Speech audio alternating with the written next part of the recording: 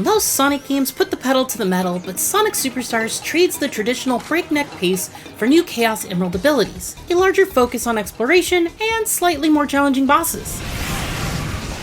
That stylistic shift works well for the majority of Superstars, as a slightly different flavor of Sonic can be fun. I couldn't help but feel like it was missing the main thing I love about the series: speed.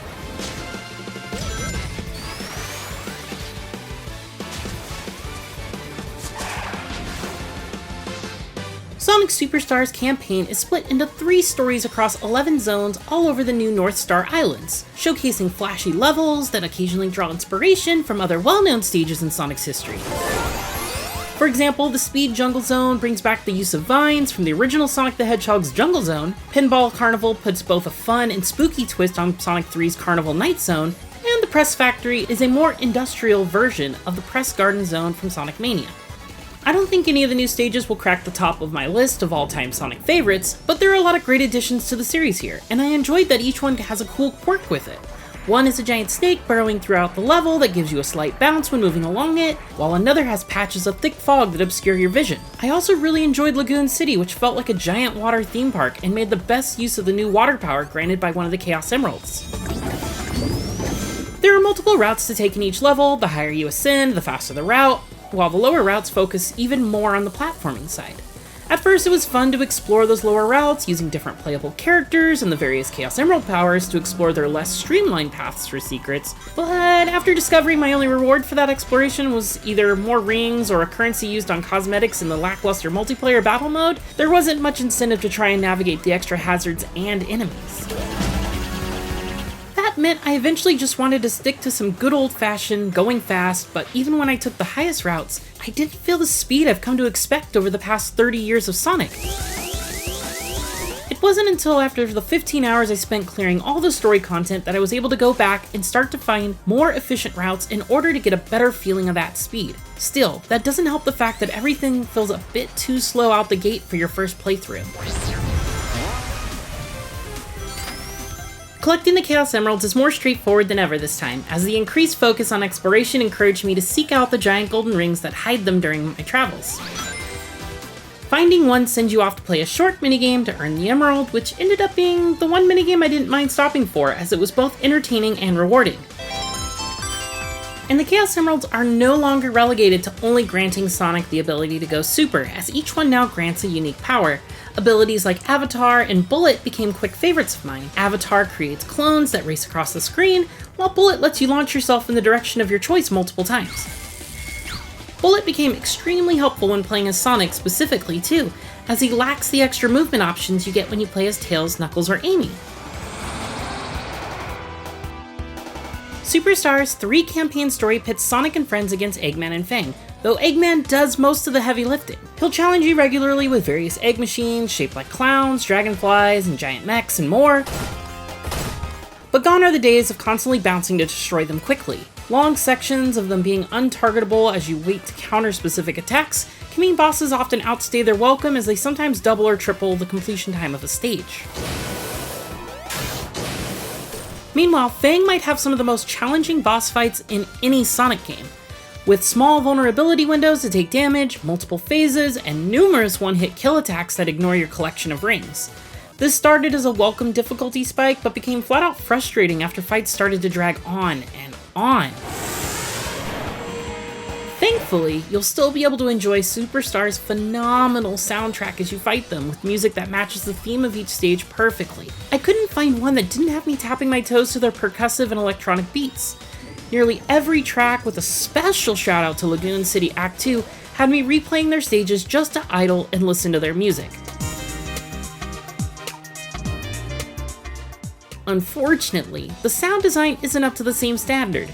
I don't know who thought listening to this for minutes on end was a good idea.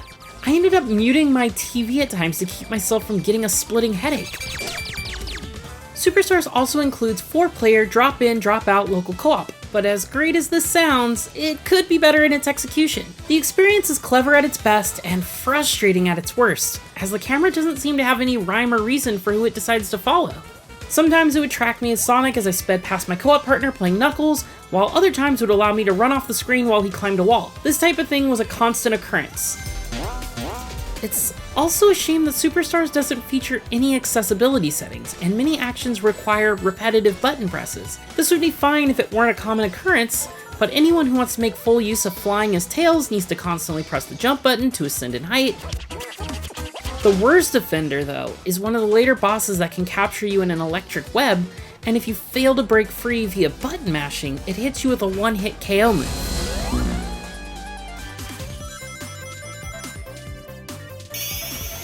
Outside of the campaign, the battle mode and time attack mode are pretty bare bones.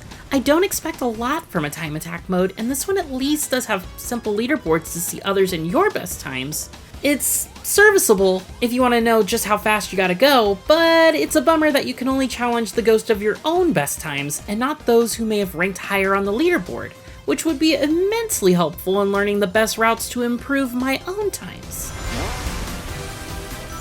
As for the 8-player battle mode, everyone but the most die-hard Sonic fans will probably abandon it as soon as they finish their first match. You and up to 7 others create a robot based on a variety of animals and Sonic characters to compete in 3 random minigames across various maps, which are equally simple and only mildly entertaining at best.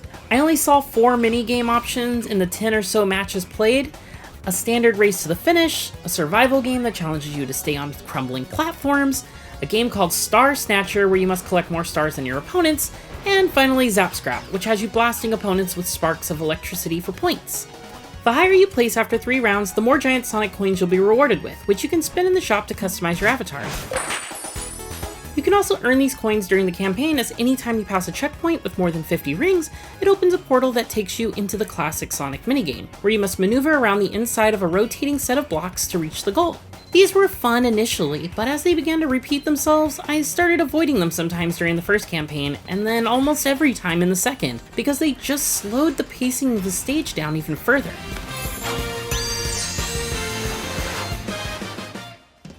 I started Hedgehog over heels for Sonic Superstars, but the more time I put into it, the easier it was for me to see its Eggman-sized flaws. The decision to focus on exploration was a great idea on paper, and creates a unique dynamic to each level, but I wish it hadn't sacrificed speed in exchange. The boss designs are creative and clever, but often wear out their welcome with long periods of being untargetable and occasionally frustrating one-hit KO mechanics. The soundtrack features some excellent additions to an already long list of Sonic bangers, if only the sound design was up to the same quality standard.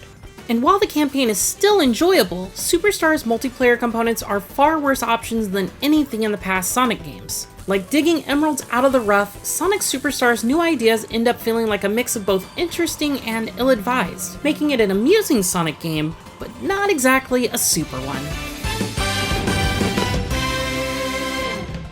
For more, check out our reviews of Detective Pikachu Returns, or Avatar: The Last Airbender: Quest for Balance. And for everything else, stick with IGN.